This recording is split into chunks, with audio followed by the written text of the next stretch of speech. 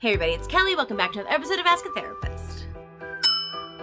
Today I'm talking to you about self-gaslighting, also known as shaming, but the self-gaslighting angle has a little bit more of an intrigue to it because we can brush off the idea of shame as, so that's just what was handed to me. That's what I was always taught to do, is be ashamed of things. The actual act of self-gaslighting includes intent and destruction of your own ability to stand for yourself. Just to give a little background for those of you who don't know, gaslighting itself, it's a term used for the intentional act of making someone disbelieve what they know to be true in order to continue to manipulate them. I've done a couple of gaslighting videos. You can go ahead and check them out. And also don't forget to subscribe and hit the bell so that you get notified every time I publish. Self-gaslighting phrase number one is, it's all in my head. This one's super common. The idea that the things that you are thinking and the things that you are worrying about are actually in your head and made up is a denial of what instinctually you know is happening.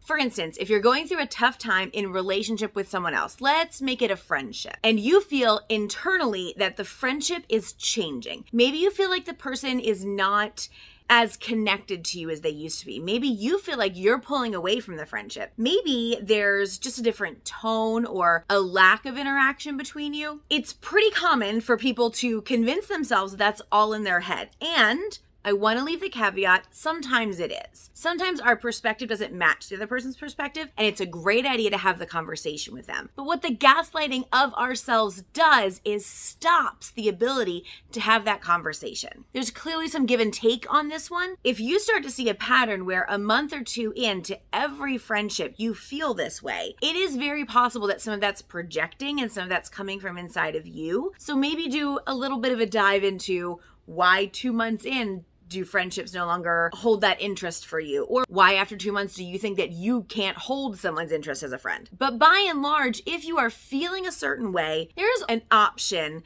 to have a healthy conversation with someone else in order to know if you're feeling that way. But what happens when we gaslight ourselves, we convince ourselves that it's our imagination, or there's nothing going on, or we're just being silly, or we're just exaggerating. All of those phrases are gaslighting phrases when we say them to ourselves. Actually, when you say them to anybody, but we're just talking about self right now. When you say that to yourself, you are allowing for your instincts to not count over what your brain is processing. And your brain is processing how other people might take it if you leaned into the things you are feeling. Listen, if you have a friend and you feel like the friendship is changing, and it is not somebody that you can go to and say, hey, I'm feeling this way, this is kind of what I'm seeing. Can we talk about this and see? Are we on the same page? Am I just seeing it off from what you intend? Is there something I'm doing also? Those honest conversations are essential in real friendships and relationships. If you can't have those conversations, then maybe you have the conversation with yourself about whether or not that friendship is one you want to keep. Number two, I shouldn't feel this way.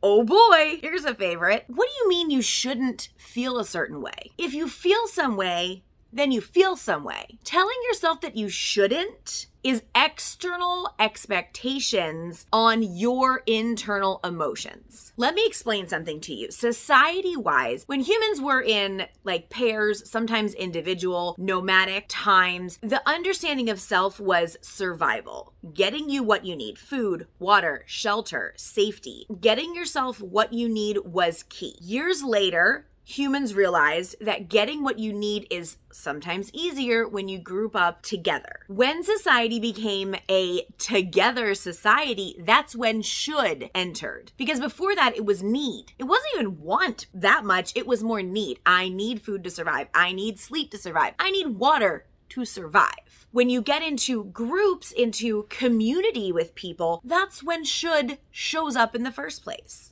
The idea of should is based on the collective societal expectations. I should respect other people's space in public. I shouldn't walk up to someone and slap them in the face. Shoulds and shouldn'ts are all based on how society expects us to behave and feel. Society's expectations for how you behave and feel don't actually get any say in how you behave and feel internally. That's you.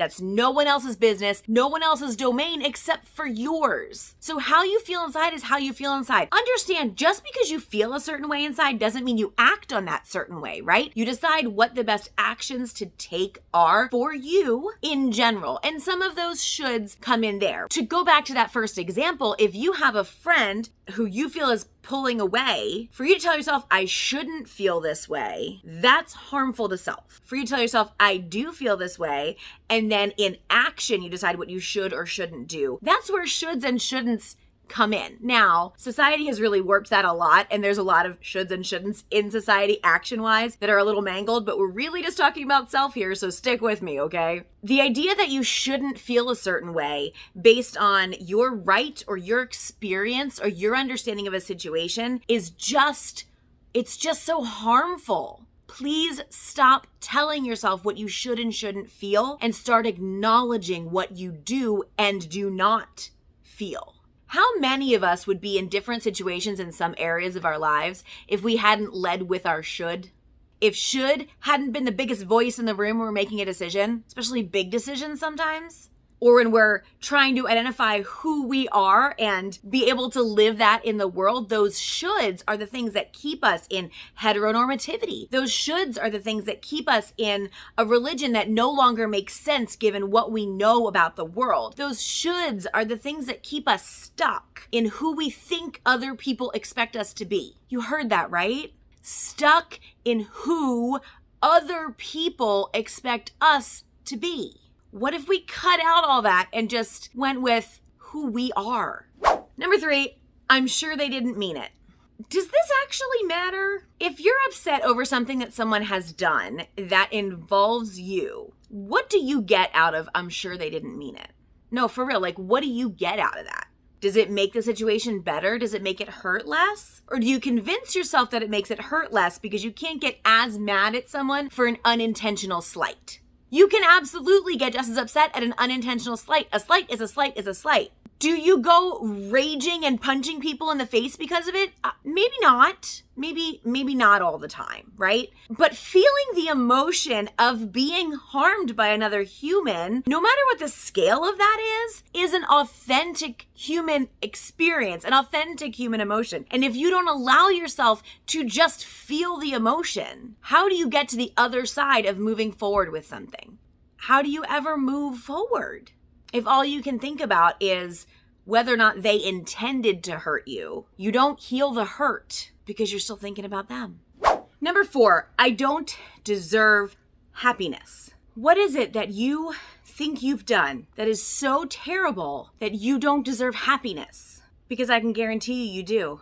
Every person deserves happiness. And you don't get just one chance or just 10 chances. You get all the chances that you want to take at potentially being happy. Does it always make you happy? Maybe not. But believing that you don't deserve it is usually because of an outside voice. Think about when you think to yourself, I don't deserve to be happy. Whose voice is it that is telling you that? And maybe you hear it in yours and that's fine, but why do you hear it in your voice? Why are you telling yourself that you do not deserve happiness? I'm not saying whether or not you can achieve it. I'm not saying any of that. I'm just saying the internal monologue of not deserving happiness is self-gaslighting. Sometimes you're gaslighting yourself because you don't want to risk it. You don't want to put yourself out there and risk being hurt. So you tell yourself you never wanted it anyway or you don't deserve it. But you do.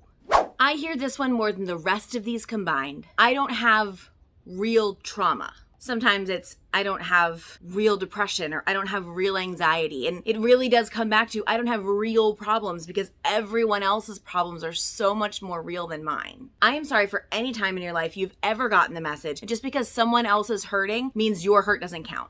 Your hurt still counts because your hurt still hurts. I've never really been able to get a good definition of what real trauma means, but I have definitely heard people say this to me. They give examples that are their idea of real trauma. To avoid being excessively triggering, I don't want to give you all the examples that I hear, but the bottom line is people are saying, I don't have real trauma because this thing never happened to me. And it typically takes people a series of times to hear from me, from other people in their lives, from people who care about them in general, that just because that's not your harm doesn't mean you haven't been harmed. Can I tell you something about pain? The human condition is to understand pain to the level at which we've experienced. So the worst thing that you've ever experienced is just as bad to you, just the effect it has on you, as the worst thing someone else has experienced, and those two things do not have to be connected or correlated in any way.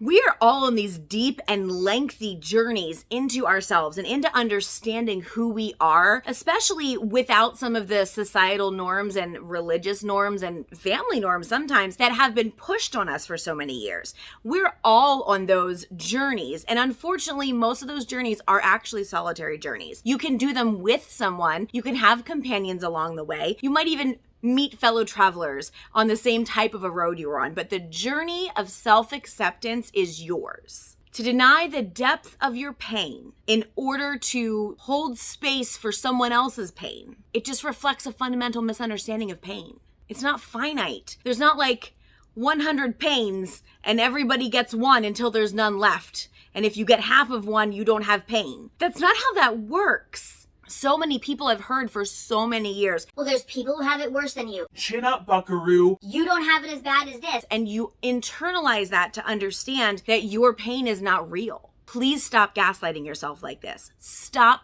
shaming yourself into behaving or fitting a mold that never was meant to fit you in the first place because it's not yours. The act of denying yourself, of denying what's going on in you, can sometimes be a protective act. And sometimes in our lives, we do need to do that. And I understand that. And if you're in that kind of a time, do what you need to do.